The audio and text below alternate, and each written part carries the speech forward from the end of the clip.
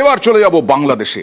এত কিছু হচ্ছে, রাজনৈতিক টানাপোড়েন, তার মধ্যেই বাংলাদেশের সচিবালয়ে ভয়াবহ আগুন, চারটি তলা একেবারে ভস্মীভূত হয়ে গেল। এই সচিবালয়ে প্রচুর গুরুত্বপূর্ণ তথ্য রয়েছে, নথি রয়েছে। আসলে নাশকতা নাকি দুর্ঘটনা? চলছে উচ্চ পর্যায়ের তদন্ত, একজনের মৃত্যুও হয়েছে।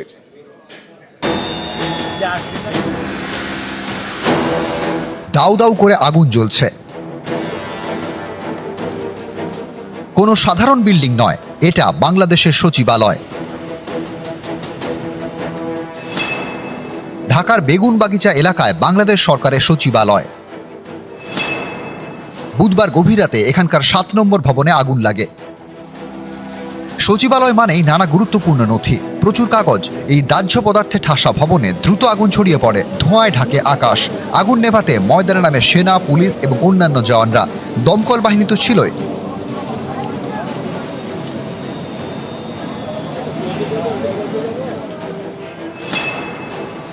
দমকলের 19টি ইঞ্জিনের 5 ঘন্টার চেষ্টায় সচিবালয়ের আগুন নিয়ন্ত্রণে আসে।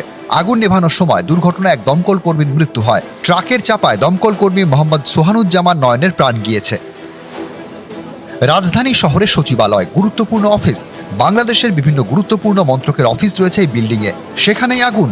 এ নিয়ে বাংলাদেশের জুলাই শহীদ স্মৃতি ফাউন্ডেশনের সাধারণ সম্পাদক মোহাম্মদ সার্জিস আলম সোশ্যাল মিডিয়ায় লিখেছেন, যখনই বিপ্লবীরা হাসিনার অপকর্ম, চুরি, লুটপাট, দুর্নীতির দিকে নজর দিয়েছে, সেগুলোর বিরুদ্ধে তদন্ত শুরু করেছে, তখনই সচিবালয়ে ঘাপটি মেরে থাকা হাসিনার দালালরা বিভিন্ন অপকর্মের ফাইলগুলো আগুনে পুড়িয়ে দিল। সরকার কয়েকটি গুরুত্বপূর্ণ নথি চেয়ে পাঠিয়েছে সরকারের পক্ষ থেকে। এই নথি চাওয়ার পরেই গতকাল গভীর রাতে এই আগুন, এটা জনমনে বিরাট প্রশ্ন দেখা দিয়েছে। না, শর্ট সার্কিট যেটা করে না, এটা কোনো পরিকল্পনা আছে, এটা পরিকল্পিতভাবে কোনো আগুনটা লাগাই দিছে।